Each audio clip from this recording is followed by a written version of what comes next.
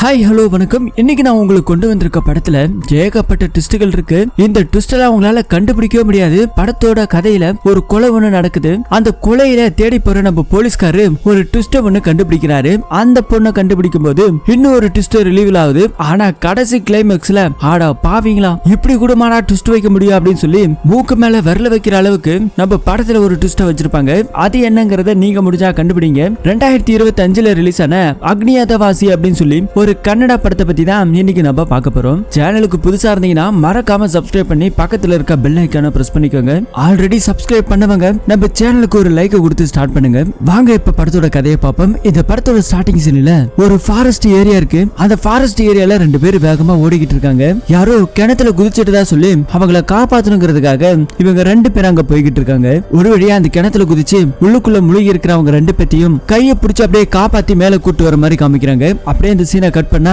ஆனந்த் சொல்லிட்டு இங்க ஒரு நபரை காமிக்கிறாங்க. செடியில இருக்கிற பூவெல்லாம் பறிச்சுக்கிட்டு அங்க ஒரு இடத்துக்கு போய்கிட்டே இருக்கிறாரு. ஒரு வீட்டுக்கு தான் போறாரு. ஆக்சுவலி நம்ம ஆனந்த் இருக்காரு இல்லையா, அவரு ஒரு போலீஸ்காரரு. இப்ப அவரை விட மேலதிகாரி ஒருத்தரை பாக்குறதுக்காக போயிருக்கிறாரு. இங்க காட்டுறாங்க இல்லையா, இவரோட பேரு கோவிந்த். நம்ம படத்தோட ஹீரோவுமே கூட. இப்ப அவங்க அம்மாவுக்கு நினைவு நாள் வந்திருக்கு. அந்த நினைவு நாளுக்கு இவரு சமைச்சுக்கிட்டு இருக்கிறாரு. அப்போ கூட ஹீரோ கூட பிறந்த தம்பியும் தங்கச்சியுமே ஃபாரின்ல செட்டில் ஆயிருக்காங்க. எப்பவாவது இந்த மாதிரி நினைவு தினத்துக்கு கூட வர மாட்டாங்க. அந்த அளவுக்கு அவங்க வேலை ரொம்ப பிஸியா இருக்கு. ஆனா இதெல்லாம் நினைச்சு நம்ம ஹீரோ வருத்தப்பட்டுக்கிட்டு இருக்காங்க. ஹீரோக்கு ஒரு பொன் குழந்தை இருக்கு, மனைவி இருக்காங்க. ஆனா அவங்க ரொம்ப வருத்தப்படுறாங்க. ஹஸ்பண்ட் கஷ்டப்பட்ட காலத்துல அவங்கள நல்லதுக்கு கொண்டு வரதுக்கு எவ்வளவோ பாடுபட்டாரு. ஆனா அதெல்லாம் கொஞ்சம் கூட அவங்கள யோசிச்சு பார்க்கல. ரொம்ப வருத்தமா இருக்கு அப்படின்னு சொல்லி அவங்கள பேசிக்கிட்டு இருக்க, நான் ஆசைப்பட்ட மாதிரி தம்பி தங்கச்சிகளை நல்ல இடத்துக்கு போயிட்டாங்கல்ல, அது எனக்கு போதும் அப்படின்னு சொல்லி தான் கூட வேலை பாக்குற ஆனந்த் கிட்ட பேசிக்கிட்டு இருக்காரு. அப்படியே இன்னைக்கு மதியம் லஞ்சுக்கு தான் போலீஸ் ஸ்டேஷன்ல வேலை பார்க்கக்கூடிய எல்லாரையும் கூட்டு வரதா சொல்லி முடிவு பண்ணிருக்காங்க. போகும்போது ஜீப் எடுத்துட்டு போ, வரும்போது கூட்டிட்டு வா அப்படின்னு சொல்லி ஆனந்த் கிட்ட அந்த ஜீப்பை கொடுத்து விடுறாரு. ஆனந்த் ஜீப் எடுத்த உடனே அங்க இருக்கிற ஒரு சேவல் கோழி வந்து அந்த ஜீப் மேல உட்காந்துக்குது. இப்ப ஒரு வழியா அந்த போலீஸ் ஸ்டேஷனுக்கு போனா அங்க ஒருத்தவன் கம்ப்ளைண்ட் கொடுக்கறதுக்காக வந்திருக்கான். என்ன அப்படின்னா, இந்த காட்டு பகுதியில நிறைய யானைகள் வந்து விவசாய நிலங்களை சேதப்படுத்துது, அதை சரி பண்ணணும், அதுக்காக உங்க உதவி வேணும் அப்படின்னு சொல்லி கேட்டுக்கிட்டு இருக்க அம்மாச்சி அப்படிங்கிற ஒருத்தவங்க வராங்க. அவங்கள பார்த்த உடனே கம்ப்ளைண்ட் கொடுக்க வந்தாலும் பூந்தடிச்சு ஓடுறான். அம்மாச்சி வந்த உடனே அங்க இருக்கிற போலீஸ்கார ஆனந்த் போட்டு என்னமா உன்னை பார்த்த உடனே அவன் எகிர்குச்சி ஓடுறான்னு சொல்லி கேட்டா, கொடுத்த காசு கேட்க போனா அவன் இந்த மாதிரி ஓடிட்டான் அப்படின்னு சொல்லி பேசிக்கிட்டு இருக்காங்க. அம்மாச்சி வந்ததுக்கான காரணம், அம்மாச்சிக்கு கல்யாண வயசுல ஒரு பொண்ணு ஒருத்தி இருக்கிறான். அவளுக்கு கல்யாணத்தை பண்ணி வைக்கணுங்கிறதுக்காக மாப்பிள்ளைய பார்க்க சொல்லி இருக்காங்க நம்ம ஆனந்த் கிட்ட. ஒரே ஊருக்காரங்க இல்லையா, ஆனந்த் சோசியல் சர்வீஸ்ல ரொம்ப நல்லா பண்ணுவாப்ல. அதனால இந்த மாதிரி சொல்லிக்கிட்டு இருக்க பதிலுக்கு ஆனந்த், இத பாரு, நீ அந்த ரங்கசாமி வீட்டுக்கு உன் பொண்ணு அடிக்கடி அனுப்பாத, அப்படி எல்லாம் அனுப்புனாக்க ஊர்ல ஒரு பையன் உன் பொண்ணை கல்யாணம் பண்ண மாட்டான் அப்படின்னு சொல்லி அங்க இருக்கிற நம்ம போலீஸ்காரர் பேசிக்கிட்டு இருக்க, நானா அனுப்புறேன். அவங்க வீட்டுல இந்த ஊர்ல இல்லாத ஒரு கம்ப்யூட்டர் ஒண்ணு இருக்குதான், அதை கத்துக்கணுங்கிறதுக்காக தான் அவ போயிட்டு இருக்கா. நான் எவ்வளவு தூரம் சொல்லி பார்த்தா அவ ஒண்ணு கேட்கற மாதிரி தெரியலன்னு இவங்க எல்லாம் பேசிக்கிட்டு இருக்க, அப்படியே கட் பண்ண அந்த பொண்ணை காமிக்கிறாங்க. ஊருக்குள்ள ஒரு கம்ப்யூட்டர் இருந்து சொன்னாங்க இல்லையா, அந்த கம்ப்யூட்டர் வச்சிருக்கா அந்த பையன் கிட்ட தான் அந்த பொண்ணு பேசிக்கிட்டு இருக்கா. இன்னைக்கு ஈவினிங்கா நீ வந்துரு, நான் உன்னை மீட் பண்ணணும் அப்படின்னு சொல்லி அந்த பையன் கிட்ட பேசிக்கிட்டு இருக்கா. கட் பண்ணா அதே மாதிரி ஈவினிங் டைம்ல வந்திருக்கா.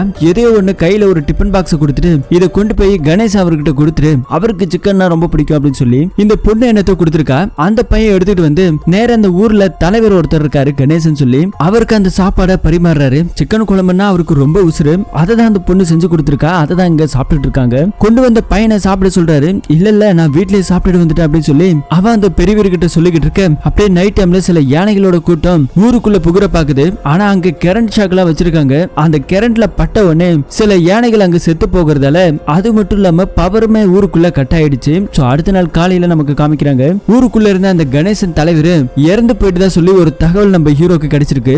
உடனடியா அங்க ஸ்பாட்டுக்கு போறாரு. விசாரிச்சதுல அந்த நபரு வயசு அதிகமா இருக்கு, அதனால கொஞ்சம் உடம்புல சில பிரச்சனைகளா இருந்தது, அந்த பிரச்சனையில தான் அவர் இறந்து போயிட்டு தான் சொல்லி கிராம மக்கள் பேசிக்கிட்டு இருக்க. அந்த தலைவருக்கு ஒரே ஒரு பையன் இருக்கான். அவனுமே அப்பா கிட்ட சொல்லாம கொள்ளாம ஊரை விட்டு ஓடி ஃபாரின்ல ஏதோ தங்கி இருக்கிறதா சொல்லி தகவல் மட்டும் கிடைச்சிருக்கு. இப்போ கட் பண்ணா அப்படியே ஹீரோவோட வீட்டுல காமிக்கிறாங்க. ஹீரோவோட அம்மாக்கு நினைவு நாள் இல்லையா, அதனால படைக்கணும் அப்படிங்கிறதுக்காக அந்த ஸ்பாட்ல இருந்து படிச்சுட்டு திரும்ப போலான்னு சொல்லிட்டு இங்க வீட்டுக்கு வந்திருக்காரு.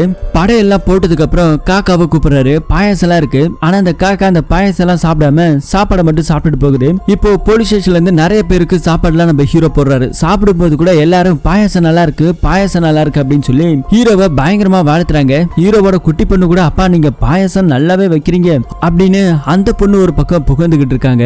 கட் பண்ண இந்த நைட் டைம்ல நம்ம ஹீரோ அவங்களோட ஃபேமிலி போட்டோவெல்லாம் காமிக்கிறாங்க.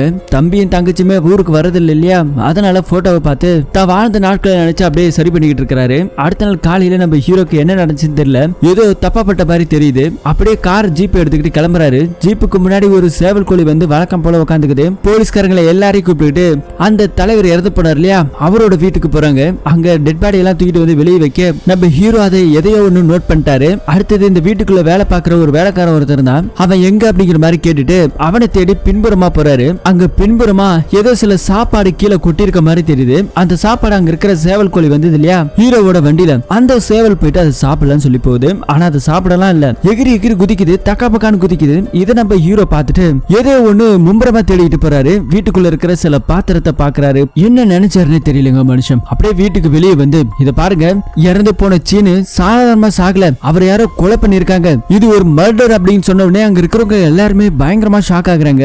ஏன் அப்படின்னா இந்த கிராமத்துல பல வருஷங்களா எந்த ஒரு கொலையுமே நடந்ததே கிடையாது. கிட்டத்தட்ட நம்ம ஹீரோ சின்ன வயசுல இருந்து இருக்காரு. அப்பல இருந்து இந்த கிராமத்துல ஒரு தப்பு கூடமே நடந்தது கிடையாது. ஆனா இருக்கிற போலீஸ் ஸ்டேஷன் கூட இருக்குதான்னு கேட்கிற அளவுக்கு தான் இந்த கிராமமே இருந்திருக்கும். ஆனா அப்படி இருக்கும்போது இப்போ ஒரு கொலை நடந்துச்சுன்னு சொல்லி நம்ம ஹீரோ சொல்லியிருக்காரு இல்லையா. ஹீரோ கூட வேலை பார்க்கிற ஆனந்த் அங்க இருக்கிறவங்களுக்கு எல்லாத்துக்குமே ஒண்ணுமே புரியல. ஏன் சார், இந்த கிராமத்துல நம்ம தான் இருக்கிறோம், நம்ம தான் போலீஸ், இதனால் வரைக்கும் எதுவுமே இல்ல, இப்ப மட்டும் என்ன புதுசா யாரா முளைச்சுக்கிட்டா வரப்போறாங்கன்னு சொல்லி கேட்டா, இத பாரு ஒரு போலீஸ்கார மாதிரி பேசி இது கொலைதான் அப்படிங்கிற மாதிரி அவர் சொல்லிக்கிட்டு இருக்க. வீட்டுல வேலை பார்க்கறவங்க எல்லாருமே கூப்பிடுறாங்க. அப்போ அந்த பொண்ணு ஒருத்தர் இருக்குல்ல அம்முச்சி, அவங்களும் அவங்க பொண்ணு வந்து நிக்கிறாங்க.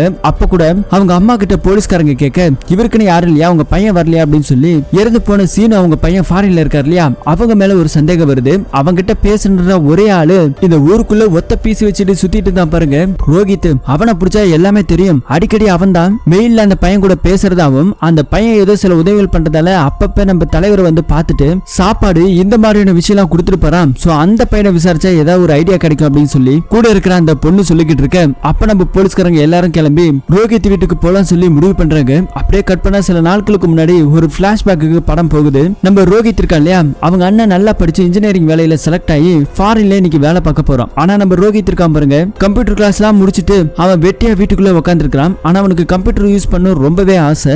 அதனால அண்ணன் ஃபாரினுக்கு போறாளே, நீ ஃபாரின் போயிட்டு எனக்கு ஒரு நல்ல கம்ப்யூட்டர் அப்பா கிட்ட சொல்லி வாங்கி தர சொல்லிட்டே அப்படின்னு சொல்லி அண்ணங்காரன் கிட்ட தம்பி கொஞ்சம் ரெக்கமெண்ட் பண்றான். இருந்தாலும் அப்பாக்கு பிடிக்கல. ஒரு வழியா அண்ணங்கார சமாதானப்படுத்தி கொரியர்ல ஒரு பிசியை போட்டுருக்காங்க. நம்ம ஊருக்குள்ள இறந்து போனார்லே சீனு, அவர் இந்த கொரியர் எல்லாம் போஸ்ட் ஆபீஸுக்கு வந்ததை பார்த்து என்னப்பா இது ஒரே பொட்டி பொட்டியா இருக்கு அப்படின்னு சொல்லி கேட்கும்போது தான் அங்க இருக்கிற போஸ்ட்மேன் சொல்றாரு இதுதான் கம்ப்யூட்டர். சொன்னவனே சீனுக்கு கம்ப்யூட்டர் சொன்ன அடுத்த நிமிஷம் பயங்கரமான எரிச்சல் வருது. உள்ளுக்குள்ள பணம் போடலான்னு வந்த சீனு அப்படியே இதை பார்த்த கடுப்புல கிளம்புறாரு. ஏன்னா இவங்களோட பையன் இந்த கம்ப்யூட்டர் படிச்சுட்டு தான் இவரை விட்டுட்டு ஃபாரின்ல போயிட்டான். அந்த வெறியில இருந்து ரெண்டு பேரும் பேசிக்கிறதே கிடையாது. அதனாலதான் கம்ப்யூட்டர் எவன் வச்சிருக்கானோ அவன் எல்லாமே உருப்படாம தான் போவான் அப்படிங்கிற மாதிரி சொல்லிக்கிட்டு இருக்க.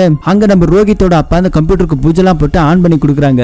தனியா இன்டர்நெட் கனெக்ஷன் எல்லாம் எடுத்து கொடுக்குறாங்க. அந்த காலத்துல கம்ப்யூட்டர் வச்சிருக்கிற ஒரே பையன் இவன் தான். ரொம்பவே ஃபேமஸா இருக்கிறான். ஆனா இவனுக்கு பெருசா அதை எதுவும் நோண்ட தெரியாது. வீடியோ கேம் பாக்குறது, படம் பாக்குறது, பாட்டு கேட்கறதுன்னு கொஞ்சம் குஜாலாவா இருந்துகிட்டு இருக்க. அப்படியே கட் பண்ண இங்க நம்ம ஹீரோவோட வீட்டை காமிக்கிறாங்க. ஹீரோவோட மனைவியை பாக்குறதுக்காக அவங்க தம்பி இப்ப ரொம்ப நாள் கழிச்சு வீட்டுக்கு வந்திருக்கான். அக்கா இங்க இருக்கனே, அப்பப்ப வந்து பாத்துட்டு போறியா, எப்பவாவது ஒரு தடவை தான் வருவியா அப்படின்னு சொல்லி அக்கா பேசிக்கிட்டு இருக்க. உங்க மாமா இருக்காருல்ல, எப்ப பாரு வேலை வேலைன்னே இருக்கிறாரு, இப்ப கூட பாரு கொள்ள வேலை எல்லாம் செஞ்சுக்கிட்டு இருக்காரு அப்படின்னு சொல்லி அவர் விவசாயம் எல்லாம் பண்றாரு. அதெல்லாம் பார்த்துட்டு என் கூட கொஞ்சம் கூட டைம் ஸ்பெண்ட் பண்ண மாட்டாரு அப்படின்னு சொல்லி பேசிக்கிட்டு இருக்க. இப்ப வந்திருக்கிற மச்சாங்கற நம்ம ஹீரோ கிட்ட போயிட்டு என்ன மாமா அக்கா இந்த மாதிரி எல்லாம் சொல்றாங்க சொல்லி கேட்டா, வீட்டுக்குள்ள நிறைய கடன் இருக்கு, வாங்குற சம்பளம் சுத்தமா பத்த மாட்டேங்குது, அதனாலதான் டைம் கிடைக்கிறப்ப விவசாயம் பண்ணிக்கிட்டு இருக்கேன் அப்படின்னு சொல்லி தான் மச்சாங்கிட்ட பேசிக்கிட்டு இருக்க. அப்போ மச்சாங்கற என் கம்பெனிக்கு ஒரு அர்ஜென்ட்டா ஒரு மெயில் ஒன்று வைக்கணும், இங்க இன்டர்நெட் கனெக்ஷன்லாம் ஏதாவது இருக்கா அப்படின்னு சொல்லி கேட்டா என்கிட்ட கிடையாது, இது ஊர்ல ஒரே ஒருத்தவங்க தான் சிஸ்டம் வச்சிருக்கான், அவன் பேரு தான் ரோஹித், அவனோட வீட்டுக்கு நான் அவனை கூட்டிட்டு போறேன்னு சொல்லிட்டு இங்க ஃபேமிலியை கிளம்பி ரோஹித்தோட வீட்டுக்கு போறாங்க. ரோஹித் அப்பாவும் நம்ம ஹீரோவும் கொஞ்சம் க்ளோஸ் ஃப்ரெண்ட் தான். அப்ப மச்சாங்கற போயிட்டு லேப்டாப்ல மெயில் எல்லாம் அனுப்பிச்சுக்கிட்டு இருக்க. வந்திருக்கிற இந்த பையன் லேப்டாப் சும்மா டப்பு டப்பு டப்பு டப்புன்னு தட்டிக்கிட்டு இருக்க. இதை பாக்குறவனுக்கு ஒரே பிரமிப்பா இருக்கு. வந்த பையன்கிட்டயே இது எப்படி அனுப்புறதுன்னு சொல்லி எப்படிலாம் யூஸ் பண்ணலாம்னு சொல்லி எல்லா டீட்டெயிலும் கேட்கறான். மெயில் எப்படி அனுப்பணும்னு ஈஸியா கத்துக்கவும் செய்யறான். அதுக்கப்புறம் ஊருக்குள்ள நிறைய பேருக்கு தெரிஞ்சவங்களுக்கு எல்லாத்துக்கும் எங்கெங்க வெளிநாட்டுல இருக்காங்க, வெளி மாநிலத்துல இருக்காங்க, அவங்களுக்கு எல்லாத்துக்கும் மெயில போட்டு அவங்க ரிப்ளை பண்ணக்கூடிய மெயில அப்படியே பிரிண்ட் எடுத்து அவங்க வீட்டுல போயிட்டு அப்படியே படிச்சு காமிச்சு அதுல கொஞ்சம் காசெல்லாம் வாங்கி ஜாலியா இருக்கிறான். இதை இப்படி கூட பண்ணலாமா சொல்லிட்டு இப்பதான் இவனுக்கே தெரியும். ரொம்ப ஹாப்பியா இந்த மாதிரி நிறைய வேலைகளை செய்யறான். ஊருக்குள்ள போஸ்ட் ஆபீஸ் கூட டல்லா தான் ஓடுது. ஆனா இவன் தொழிலு ஓஹோன்னு ஓடுது. வீட்டுல இருக்கவங்க எல்லாருமே புகழ ஆரம்பிக்க அப்பதான் அவனுக்கு ஒரு புது மெயில் ஒண்ணு வந்திருக்குது. என்ன அப்படின்னா ஃபாரின்ல இருக்கக்கூடிய இந்த சீனியோட பையன் ஒருத்தர் இருக்கான் இல்லையா, அவன் நம்ம ரோஹித்துக்கு போன் போட்டு இந்த மாதிரி எங்க அப்பாவை அப்பப்ப பாரு, அவர் என்னெல்லாம் செய்யறாரு அப்படிங்கறத எனக்கு நீ அப்டேட் பண்ணணும், என் அப்பா என் கூட பேசி பல வருஷங்கள் ஆகுது அப்படின்னு சொல்லி கேட்டுக்கிட்டு இருக்க, அப்பாக்கு பிடிச்சது சிக்கன், போகும்போது அதை எடுத்துட்டு போ அப்படிங்கிற மாதிரி சொல்லிக்கிட்டு இருக்க, இந்த ரோஹித் அதெல்லாம் செஞ்சு எடுத்துட்டு போறான். அவன் எடுத்துட்டு போறதுக்கு நிறையவே காசு அந்த பையன் ஃபாரின்ல இருந்து கொடுத்துக்கிட்டு இருக்கான். சோ இப்படி ஒவ்வொரு தடவை போகும்போது சிக்கன் எல்லாம் கொடுக்கும்போது அவருக்கு பயங்கரமான கடுப்பாயிடுது. போய் உருப்படுற வேலையை பண்றா, நீ தான் ஊருக்குள்ள ஒரு சிஸ்டத்தை வச்சிருக்கியா, சிஸ்டம் வச்சிருக்கோம், எல்லாருமே உருப்படாம தான் போவோம் அப்படி இப்படின்னு இவர் பயங்கரமா திட்டிட்டு இருக்க. இப்ப வந்து கடுப்புல ரோஹித் அந்த வெளிநாட்டுல இருக்க பையனுக்கு பட்டு, உங்க அப்பா கிட்ட பேச சொன்ன கொடுமைக்கு அந்த ஆளு என்ன பயங்கரமா திட்டுறான், இனிமே என்னால அதெல்லாம் பண்ண முடியாது அப்படிங்கிற மாதிரி சொல்லிக்கிட்டு இருக்க. அவன் கொஞ்சம் ரிக்வெஸ்ட் கொடுக்குறான், எங்க அப்பாக்கு கோழிக்கறினா ரொம்ப பிடிக்கும், அதை கொஞ்சம் நல்லா வச்சு எடுத்துட்டு போ, அவர்கிட்ட சொல்லு கோழிக்கறி தான் அப்படின்னு சொல்லி அவரு விரும்பி சாப்பிடுவாரு. அது மட்டும் இல்லாம நாங்க ஃபாரின்ல இருக்க இல்லையா, இங்கவே செட்டில் ஆகலாம் சொல்லி முடிவு பண்ணிருக்கேன், இங்கவே ஒரு சொந்தமா பிசினஸ் பண்ண போறேன், நீயும் ஃபாரினுக்கு கிளம்பி வரதா இருந்தா உனக்கு ஒரு ஷேர் கொடுக்கணும் அப்படிங்கிற மாதிரி அந்த பையன் கொஞ்சம் கொஞ்சம் சொல்ல, இது எல்லாத்தையும் நம்ம ரோஹித்தை எடுத்துட்டு போயிட்டு சிக்கன் குழம்பெல்லாம் செஞ்சு எடுத்துட்டு போயிட்டு அவர்கிட்ட கொடுக்குறான். அதை சாப்பிட்டுட்டு அவரு, டே ரொம்ப சூப்பரா இருக்கடா, என் வானால இப்படி ஒரு குழம்பு நான் சாப்பிட்டது கிடையாது, எப்படா உனக்கு தெரியும் எனக்கு சிக்கன் தான் பிடிக்கும் அப்படின்னு சொல்லி, இல்ல உங்க கூட பழக்கம் போது தெரிஞ்சுக்கிட்டேன், அதனாலதான் எடுத்துட்டு வந்தேன், இந்த வழியா போனேன், உங்களுக்கு சும்மா பார்த்துட்டு போக முடியாது இல்லையா, அதனால கொஞ்சம் கொடுக்குறேன் அப்படிங்கிற மாதிரி சொல்லிட்டு அவர்கிட்ட வாங்கி இவனு சாப்பிட்டுட்டு ஜாலியா இருக்கிறான். அப்படியே கட் பண்ண இந்த பக்கத்துல இன்னொரு மெயிலே நம்ம சீனோட பையன் அருண் போட்டிருக்கான். அவன் பேரு அருண். எதுக்காக யாருக்கு போட்டிருக்கான் அப்படின்னா, ஊருக்குள்ள ஒரு இடத்துல அம்முச்சியோட பொண்ணு இருக்கு இல்லையா, இந்த பையன் கூட கொஞ்சம் க்ளோஸா இருக்குமே, அந்த பொண்ணு கிட்ட எப்படி பழகணும் அப்படிங்கறத நமக்கு காமிக்கிறாங்க. அந்த அருண் பையன் இந்த பொண்ணை காதலிச்சிருக்கான் ஸ்கூல் படிக்கும் போது, ஃபாரினுக்கு போனதுக்கு அப்புறம் டச் விட்டு போச்சு, இப்பதான் இமெயில் வசதி இருக்குன்னு தெரிஞ்சுக்கிட்டு அந்த பொண்ணுக்காக ஒரு கடைதேசி ஒண்ணு போட்டிருக்கான். சோ இமெயிலா போட்டதை நம்ம பையன் அப்படியே பிரிண்ட் எடுத்துட்டு போயிட்டு அந்த பொண்ணு கிட்ட கொடுக்குறான். அருண் கொடுத்தான்னு சொன்னவனு அந்த பொண்ணுக்கு அவ்வளவு சந்தோஷம். அருண் இத்தனை வருஷத்துக்கு அப்புறம் எனக்கு லெட்டர் போட்டிருக்கான்னு சொல்லி ஓபன் பண்ணி பார்த்தா அது ஃபுல்லாவே இங்கிலீஷ்ல இருக்கு. இந்த பொண்ணுக்கு இங்கிலீஷ் படிக்க தெரியாது. வந்திருக்கிற நம்ம பையன் கிட்ட கொடுத்து படிக்க சொன்னா, இத பாரு எப்படி இருக்க, சின்ன வயசுல நம்ம எப்படி எல்லாம் இருந்தோம், நீ ஸ்கூல் போனியா படிச்சியா அப்படிங்கறது எனக்கு தெரியல, ஆனா ஒண்ணு மட்டும் சொல்றேன், என்னைக்கா இருந்தாலும் நான் உன்னை பாக்குறதுக்காக வருவேன், உன்னையே தான் நான் கல்யாணம் பண்ணிப்பேன் அப்படிங்கிற மாதிரி பேசிட்டு இருக்க. பதிலுக்கு இந்த பொண்ணு, நீ எப்போ வருவ, எப்படி இருக்க, என்ன செய்யற அப்படிங்கிற மாதிரி பதில் டீட்டெயில் இந்த பையனை கொடுத்து போட சொல்றாங்க. இந்த பையனை அடிக்கடி இந்த மாதிரி லெட்டர் எல்லாம் வர்றது போறதும் ஃபாலோ பண்ணி அமிச்சுக்கிட்டே இருக்கான். அம்முச்சியோட அம்மா கூலி வேலை தான் செய்வாங்க. எப்பவாவது இந்த பையன் ரோஹித்தோட வீட்டுக்கு வேலை பார்க்கலாம் சொல்லி வரும்போது கூட அந்த பொண்ணு இவங்க வீடு அப்படின்னாக்கா நேரா இவங்க கூட வந்துரும். சோ அந்த டைம்ல ஏதோ லேப்டாப்ல நான் கத்துக்கிறேன் அப்படின்னு சொல்லி அடிக்கடி இந்த பையன் கூட இருக்கிறதால இந்த பையனுக்கு அந்த பொண்ணு மேல ஒரு கிரஷும் வருது. கட் பண்ணா இங்க நம்ம ஹீரோவை காமிக்கிறாங்க. ஹீரோ வந்துட்டு நம்ம சீனிவாசனை பாக்குறதுக்காக வந்திருக்கிறாரு. சீனிவாசனுக்கு ஏகப்பட்ட சொத்துக்கள் இருக்கு. அந்த சொத்து எல்லாத்தையும் ஒரு அனாதை ஆசிரமத்துக்கு எழுதி கொடுக்கறதா சொல்லி முடிவு பண்ணிருக்காரு. அதனால நம்ம ரோஹித் அவங்க அப்பாவு கூடமே ரோஹித் இங்க வந்திருக்கிறான். நிறைய பேரை வச்சுதான் அவர் பேச ஆரம்பிக்கிறாரு. ஏன்னா அவங்க பையன் இவரோட பேச்சை கேட்காம போயிட்டான் இல்லையா, அந்த ஒரு கோவத்துல நான் இறந்ததுக்கு அப்புறம் என்னோட சொத்து ஒட்டு மொத்தமும் ஒரு அனாதை ஆசிரமத்துக்கோ இல்லாதவங்களுக்கோ போய் சேரணும் அப்படிங்கிற மாதிரி ஒரு உரியில் எழுதி வைக்கிறதா சொல்லி முடிவு பண்ணிருக்காராம். இதுவும் அங்க இருக்கிறவங்களா சரி சரி சொல்லிட்டு போறாங்க. இந்த பக்கத்துல நம்ம ரோஹித் இருக்கா இல்லையா, என்னைக்கா இருந்தாலும் அப்பாவோட சொத்து இருக்கு, ஊருக்கு வந்தா கூட அந்த சொத்தை வச்சு ஏதாவது பிசினஸ் பண்ணலாம், இல்ல அந்த சொத்தை வித்தா கூட நிறைய காசு பணம் வரும், அதை வச்சு பிசினஸ் பண்ணலாம் சொல்லிதான் அருண் இவங்க கிட்ட பேசிருப்பான். இப்படி சொத்தெல்லாம் போயிடுச்சு அப்படின்னா நாம எப்படி பிசினஸ் பண்றது அப்படின்னு சொல்லி இவனுக்குள்ள ஒரு தயக்கம் ஒண்ணு இருக்குது. அப்படியே கட் பண்ணா வீட்டுக்கு வந்துடுறான். அதுக்கப்புறம் தான் அந்த பொண்ணு வந்துட்டு கூப்பிட்டு இருக்கும். இன்னைக்கு ஈவினிங் நீ என்ன வந்து பாரு அப்படிங்கிற மாதிரி சொல்லியிருக்க, என்ன நடந்துச்சு அப்படிங்கிற டீட்டெயில் அந்த பொண்ணு கிட்ட சொல்லிட்டு போறான். அதுக்கப்புறம் நைட் டைம்ல காமிக்கிறான். அவ ஒரு வீட்டுக்கு போயிட்டு அந்த வீட்டுல இருந்து வேக வேகமா எகிரி குதிச்சு ஓடி வர மாதிரி காமிக்கிறாங்க. அப்படியே இப்படி பிளாஷ்பேக் எல்லாம் முடிச்சதுக்கு அப்புறம் இப்ப கரண்ட் டேல காமிக்கிறாங்க. நம்ம ஆனந்த் இருக்காரு இல்லையா, நீங்க எப்படி சார் அது கொலைன்னு சொன்னீங்கன்னு சொல்லி கேட்டதுக்கு ஒரு விளக்கத்தை நம்ம ஹீரோ கொடுக்குறாரு. சீனிவாசன் இறக்கிறதுக்கு முன்னாடி எதையோ ஒண்ணு சாப்பிட்டு இருக்கிறாரு. அவரோட வாய் பகுதியில ஏதோ ஒரு குழம்பு மாதிரி இருக்குது. அது என்ன அப்படிங்கறத செக் பண்றதுக்காக தான் ரோஹித் வீட்டுக்கு போலீஸ்காரங்களை அனுப்பி விட்டுருப்பாரு. இப்ப ஆனந்த் ரோஹித் வீட்டுக்கு போயிட்டு எங்க ரோஹித் எங்க அப்படின்னு சொல்லி அவங்க அப்பா அம்மா கிட்ட கேட்ட, அவன் நைட் ஏதோ கொஞ்சம் லேட்டா வந்த மாதிரி தெரியுது, அவன் நல்லா தூங்கிட்டு இருக்கான்னு எழுந்திருக்கலன்னு சொல்றாங்க. அம்மாக்காரங்க போயிட்டு அவனை எழுப்புங்க, அவங்ககிட்ட சில கேள்விகளை கேட்கணும் சொல்லி வந்திருக்க ஆனந்த் சொல்ல, இப்ப அந்த ரோஹித்தோட அம்மா உள்ள போய் பார்க்கும்போது பயங்கரமா கதறி எழுகிறாங்க. போலீஸ்காரங்க எல்லாருமே இங்க வர ஹீரோ கூடமே வந்திருக்காங்க. பதறி அடிச்சுட்டு உள்ள போய் பார்த்தாதான் தெரியுது அந்த ரோஹித் இங்க இறந்து போய் கிடக்குறான். கொக்க மக்க பயங்கரமான ட்விஸ்ட் ஆயிடுதுங்க. அது மட்டும் இல்லாம அவன் ஒரு சிஸ்டம் வச்சிருந்தா இல்லையா, அந்த கம்ப்யூட்டர் இப்ப எரிஞ்சு போய் கிடக்குது. என்ன நடந்துச்சு ஏது நடந்துச்சு ஒண்ணும் புரியாம எல்லாரும் பாத்துக்கிட்டு இருக்க. அப்ப அம்முச்சி வந்திருக்காங்க. அம்முச்சி பொண்ணு வந்திருக்கா. அவன் இறந்து போனதுக்கு பக்கத்துல ஒரு மூடாக்குல 2 கறி துண்டு இருக்குது. அந்த கறி துண்டை பாத்துக்கிட்டே இருக்க அந்த பொண்ணு பார்த்த அடுத்த நிமிஷம் அவளுக்குள்ள ஏதோ ஒரு பயம் ஒண்ணு இருக்குது. அதை நம்ம ஹீரோ நோட் பண்றாரு. உடனே அந்த பொண்ணு கூப்பிட்டு, இத பாரு நீ உடனே ஜீப்ல ஏறு அப்படிங்கிற மாதிரி சொல்லி அந்த பொண்ணு ஜீப்ல ஏத்துறாங்க. இப்ப அந்த பொண்ணு போலீஸ் ஸ்டேஷன் கூட்டு வந்து விசாரிக்க போறாங்க. அவங்க அம்மா வேற என் பொண்ணு எந்த தப்பு பண்ணிருக்க மாட்டா, தேவையில்லாம பழியெல்லாம் போடாதீங்க சார் அப்படின்னு சொல்லி பயங்கரமா கதறி எடுக்கிறாங்க. ஆனா நம்ம ஹீரோ விடுற மாதிரி தெரியல. ஒழுங்கா உண்மையை சொல்லு, எதுக்காக என்ன பண்ண யாருக்காக பண்ண அப்படின்னு சொல்லி கேட்கும்போது தான் அந்த பொண்ணு ஒரு பிளாஷ்பேக் ஆரம்பிக்குது.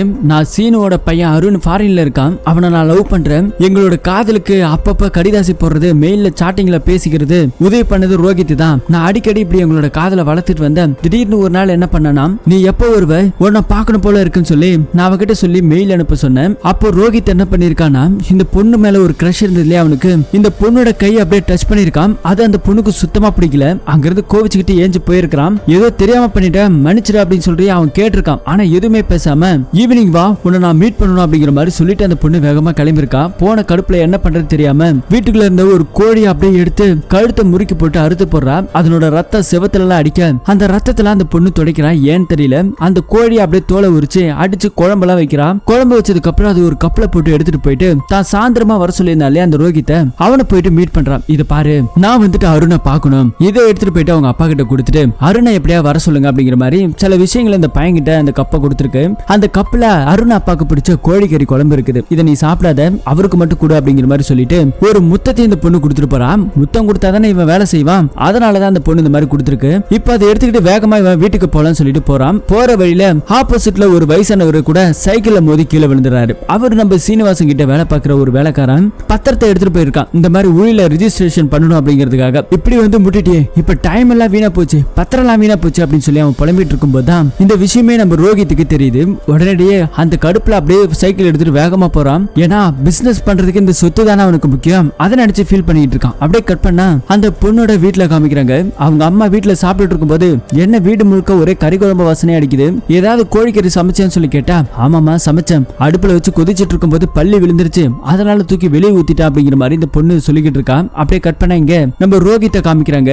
ரோஹித்துக்கு முக்கியமான தேவை அந்த சொத்து. அந்த சொத்து செத்து போயிட்டான் அப்படின்னாக்கா அது வெளியே எங்கயா போயிடும், அதுக்குள்ள அந்த ஆளை நம்ம போட்டு தள்ளிடணும். போட்டுட்டாக்கா அருண் இங்க வந்துருவான். ஒட்டுமொத்த சொத்து அருணை வித்துட்டு ஏதாவது பிசினஸ் பண்ணும்போது நம்மளே பார்ட்னரை சேர்த்துக்கும் அப்படிங்கிற ஒரு நட்பாசியில இன்டர்நெட்ல கொலை செய்வது எப்படி, அதை மறைக்கிறதுக்கு என்னென்ன மருந்து எல்லாம் போடணும் அப்படிங்கிற மாதிரி சில டீட்டெயில் அந்த பையன் பார்த்துட்டு அதே மாதிரி மருந்துகளால் நுணுக்கி அந்த பொண்ணு கோழிக்கறி குழம்பு கொடுத்தது இல்லையா, அந்த குழம்புல அப்படியே கலக்கலான்னு போறான். ஆனா கலக்கிறதுக்கு முன்னாடி அவனுக்கு அந்த குழம்பு ரொம்பவே வாசம் மணக்கிறதால ஒரு 2-3 துண்டை எடுத்து ஒரு தட்டுல வச்சுட்டு அதுக்கப்புறம் மருந்தை கலக்கி அதை அப்படியே எடுத்துட்டு போறான். போயிட்டு அந்த ஊர் தலைவர் சீன் இருக்கார் இல்லையா, அவருக்கு பரிமாறாரு. அப்பதான் அந்த சீனை நீ சாப்பிடான்னு சொல்லி கேட்டா நான் வீட்லயே சாப்பிட்டு வந்துட்டேன் அப்படிங்கிற மாதிரி சொல்லிக்கிட்டு இருக்கேன். அந்த பெரியவர் அதை சாப்பிட்டுட்டே இருக்காரு. திடீர்னு விக்கல் வருது, தண்ணி எடுத்துக்குறா அப்படின்னு சொல்லி கேட்டா இவன் அப்படியே கொஞ்சம் கொஞ்சமா பின்னாடி போறான். அப்பதான் அந்த பெரியவருக்கே புரியுது இதுல ஏதோ கலந்திருக்கான் அப்படின்னு சொல்லிட்டு உடனடியா ரத்தம் கக்கி அதே இடத்துல அப்படியே பொத்துன்னு விழுகிறாரு, இறந்து போறாரு. இது அங்கிருந்து பாத்துக்கிட்டு இருக்க அந்த பையன் அங்க எந்த தடையும் இருக்க கூடாதுன்னு சொல்லிட்டு அந்த கப்பு பாக்ஸ் அந்த தட்டு எல்லாத்தையும் எடுத்து நீட்டா தொடச்சு கிடிச்சு வச்சுட்டு அப்படியே கிளம்பி ஓடி வந்திருக்கான். அடுத்த நாள் காலையில அந்த பொண்ணோட அம்மா வேலை பாக்குறதா சீனிவாச வீட்டுக்கு போறதா சொல்லியிருக்காங்க. அப்ப கூட அந்த பொண்ணு எனக்கு வீட்டுல இருந்தா போர் அடிக்குது, நானும் கூட வரமான்னு சொல்லி அம்மா கூடவே அந்த பொண்ணு போகும்போது தான் அந்த ஊர்ல இருக்க ஒருத்தவன் சீனிவாச ஐயா இறந்து போயிட்டாரு அப்படின்னு சொன்னோடனே இந்த பொண்ணுக்கு ஓவர் ஜாலியா ஆயிடுச்சு. ஏன்னாக்கா அப்பா இறந்து போயிட்டா கண்டிப்பா அருண் அப்பாவை பாக்குறத வருவான் இல்லையா, சோ அதனால இவ சந்தோஷப்பட்டு இருக்கான். இப்ப அந்த டெத் வீட்டுக்குமே இந்த பொண்ணு அவங்க அம்மாவும் போறாங்க. அப்படி போகும்போது அருண் அங்க இல்லவே இல்ல. இந்த பொண்ணு அங்கே இங்கே தேடுறத நம்ம ஹீரோ அப்பவே நோட் பண்ணிருப்பாரு. அது மட்டும் இல்லாம இங்க ரோஹித் இறந்து போனா இல்லையா, அப்ப எதையோ பார்த்து இந்த பொண்ணு பயந்துகிட்டு இருக்கா. இவ ஏதோ தப்பு பண்ணிட்டான்னு சொல்லி நம்ம ஹீரோ கெஸ் பண்ணி கூட்டு வரும்போதுதான் போலீஸ்காரங்க அந்த பொண்ணோட வீட்டுக்கு போயிட்டு செக் பண்ணதுல போஷம் பரா அப்படிங்கிற ஒரு வெட்டி வேர் ஒண்ணு இருக்கு. அந்த வேற கசக்கியோ இல்ல அரைச்சியோ இல்ல ஒரு 2-3 நாள் தண்ணியில ஊற வச்சு அதை கொடுத்தாலோ கண்டிப்பா டெத் ஒரு 5 நிமிஷத்துல நடந்துரும் அப்படிங்கிற மாதிரி நம்ம ஹீரோ எக்ஸ்பிளைன் பண்ண அந்த பொண்ணோட அம்மாவளை போட்டு பயங்கரமா அடிக்கிறாங்க. எதுக்காக இப்படி எல்லாம் பண்ண அப்படின்னு சொல்லி அந்த பொண்ணு அடிக்கும் போதுதான் ஆமா நான் தான் பண்ண அப்படின்னு சொல்லிட்டு வீட்டுல அந்த வெட்டி வேற எடுத்துட்டு வந்து அதை அப்படியே கசக்கி கிசக்கி குழம்பு வச்சிருக்கான். அதை எடுத்துட்டு போயிட்டு அந்த பையன் கிட்ட கொடுத்துருக்கான். வீட்டுல குழம்பு வைக்கலன்னு அம்மா கிட்டயும் போய் சொல்லியிருக்கான். ஆனா அவன் என்ன பண்ணிருக்கானா ஒரு 2 பீஸை மட்டும் எடுத்து வச்சிருக்கான். அதுல ஆல்ரெடி விஷம் கலந்துருக்குன்னு அவனுக்கு தெரியாது. அந்த பொண்ணு ஆனா சொல்லிருக்கும் இதை நீ சாப்பிடாத அப்படின்னு சொல்லி. ஆனா இவன் அதை பெருசா எடுத்துக்காம அந்த 2 பீஸை மட்டும் எடுத்து வச்சுட்டு மீதி இருக்கிறதுல மருந்து கலந்து அதுக்கப்புறம் அந்த பெரியவருக்கு கொடுத்துருப்பான். கொடுத்துட்டு நைட் டைம்ல அந்த பக்கமா ஓடி வந்திருப்பான். ஓடி வந்ததுக்கு அப்புறம் வீட்டுல வந்து பயத்துல இருக்க இந்த யானைகள்லாம் இந்த எலக்ட்ரிக்கல்ல மாட்டிருக்கும் இல்லையா, அது அப்படியே ஒரு ஸ்பயர் ஆகி இங்க இருக்கிற சிஸ்டமே எரிஞ்சிருக்கும். அது மட்டும் இல்லாம இவன் அந்த சிக்கன் பீஸை சாப்பிட்டு இருப்பான். அது ஒரு பக்கம் வேலை காமிச்சு அப்படியே படுத்த படுக்க இறந்து போயிருக்கான். சோ இது எல்லாத்தையும் நடந்திருக்கு அப்படின்னு சொல்லி நம்ம ஹீரோ கெஸ் பண்ணிட்டாரு. அந்த பொண்ணு பயந்தது கூட அந்த ரோஹித்துக்கு பக்கத்துல இருக்க அந்த சிக்கன் துண்டு, அது மட்டும் இல்லாம அங்க இருக்கிற அந்த மூடாக்கு நம்ம பொண்ணோட வீட்டுல இருக்கிற மூடாக்கு. சோ இதே எல்லாத்தையும் வச்சுதான் ஹீரோ கண்டுபிடிச்சிருக்காரு. அந்த வீட்டுக்கு போனப்ப கூடமே சாப்பிட்டுட்டு தட்டெல்லாம் நீட்டா பர்ஃபெக்டா கழுவி இருக்குது. இறந்து போனவரோட வாயில ஏதோ சாப்பிட்ட மாதிரி ஒரு தடம் இருந்தது. இதையெல்லாம் தான் நம்ம ஹீரோக்கு க்ளூவா கொடுத்தது. சோ அப்பாவித்தனமா உன்னோட சந்தோஷத்துக்காக இப்படி பண்ணி பண்ணிட்டியாமான்னு சொல்லி நம்ம ஹீரோ பேசிட்டு இருக்க அப்படியே ஹீரோ ஒரு விஷயத்தை யோசிச்சு கண்ணை மூடி பாக்குறாரு. படத்தோட ஆரம்பத்துல ஒரு அம்மா ஒருத்தவங்கள காமிச்சிருப்பாங்க. யாரோ கிணத்துக்குள்ள குதிச்சாங்க இல்லையா, அந்த அம்மா தான் 2 குழந்தைகளை கிணத்துக்குள்ள தூக்கி போட்டா குதிச்சிருக்கும். சோ அதை நம்ம ஹீரோ அப்படியே நினைச்சு பாக்குறாரு. கட் பண்ணா இந்த பக்கத்துல தண்ணி எடுத்துட்டு வந்து அந்த பொண்ணு கிட்ட கொடுத்துட்டு ஆனந்த் கிட்ட இந்த பொண்ணு தூக்கி ஜீப்ல ஏத்து போலீஸ் ஸ்டேஷன்ல கொண்டு போய் வை, அடுத்த நாள் காலையில எதுவும் வந்தாலும் பாத்துக்கலாம் சொல்லிட்டு அந்த பொண்ணு ஜீப்ல ஏத்துறாங்க. ஜீப்ல ஏத்தி அந்த பொண்ணை விட்டுட்டு வந்ததுக்கு அப்புறம் நம்ம ஆனந்த் நம்ம ஹீரோவை கூட்டிட்டு போறான் வீட்டுல விடுறதுக்காக. அப்ப நம்ம ஆனந்த் என்ன சொல்றான்னா, அந்த பொண்ணு தான் அவ்வளவு அக்யூரேட்டா கொலை பண்ணிட்டான்னு சொல்லி நீங்க எப்படி சார் கண்டுபிடிச்சீங்க? பொதுவா இந்த மாதிரியான கிரைம் பண்றோம் அப்படின்னா ஒண்ணு அந்த கிரைம் இதுக்கு முன்னாடி நடந்ததா இருக்கணும், இல்ல அப்படின்னா அந்த கிரைம் அவங்களே பண்ணதா இருக்கட்டும், அவ அந்த அளவுக்கு பண்ணிருக்கான்னு சொல்லி நீங்க எப்படி அக்யூரேட்டா சொன்னீங்கன்னு சொல்லி கேட்கும் போதுதான் நம்ம ஹீரோ ஒரு விஷயத்தை யோசிச்சு பாக்குறாரு. அந்த கோழி எகிரி எகிரி குதிச்சது இல்லையா, சோ அதை நம்ம ஹீரோ வச்சுதான் கண்டுபிடிச்சிருக்காரு. அதுக்கப்புறம் தான் கிச்சனுக்குள்ள வந்திருக்காரு. பாத்திரம் எல்லாம் கொஞ்சம் நீட்டா கழுவி வச்சிருக்கிற மாதிரி தெரியுது. அதுல வாசனை வந்திருக்கு, அதுவும் சிக்கன் குழம்பு வாசனை. சோ இதை வச்சுதான் நம்ம ஹீரோ கண்டுபிடிச்சிருக்காரு. இந்த விஷயத்தை தான் ஆனந்த் கிட்டே சொல்றாரு. ஆனா ஆனந்துக்கு ஏதோ ஒரு சந்தேகம் இருக்கு இல்லையா, கொக்காமாக்க இங்கதான் படத்தோட பயங்கரமான ட்விஸ்ட் ஓபன் ஆகுது. நம்ம ஹீரோ அப்படியே ஒரு விஷயத்தை யோசிச்சு பாக்குறாரு. பிளாஷ்பேக்கு போனா 1967 படத்தோட ஆரம்பத்துல ஒரு அம்மா ஓடி வந்தாங்க இல்லையா, அது வேற யாருமே கிடையாது, நம்ம ஹீரோவோட அம்மா தான். அவங்களோட தம்பியும் தங்கச்சியும் தான் கிணத்துல தூக்கி போட்டுட்டு அவங்களும் சூசைட் பண்ணி இறந்து போலாம் சொல்லியிருப்பாங்க. அவங்க குடும்பத்துல அவங்க அப்பா இல்லாம போனதால குடும்பம் நடத்துறதுல பெரிய சிரமம் ஏற்பட்டிருக்கு. இதனால குடும்பத்தை ரன் பண்ண முடியாம அந்த அம்மா தற்கொலை பண்ணிருக்கலாம் முயற்சி பண்ணிருக்காங்க. சோ பின்னாடி ஒருத்தர் ஓடி வந்திருப்பாரு. அவர் நம்ம ஹீரோ தான். நம்ம ஹீரோ தான் மூத்த பிள்ளை, கொஞ்சம் பெரியவருமே கூட.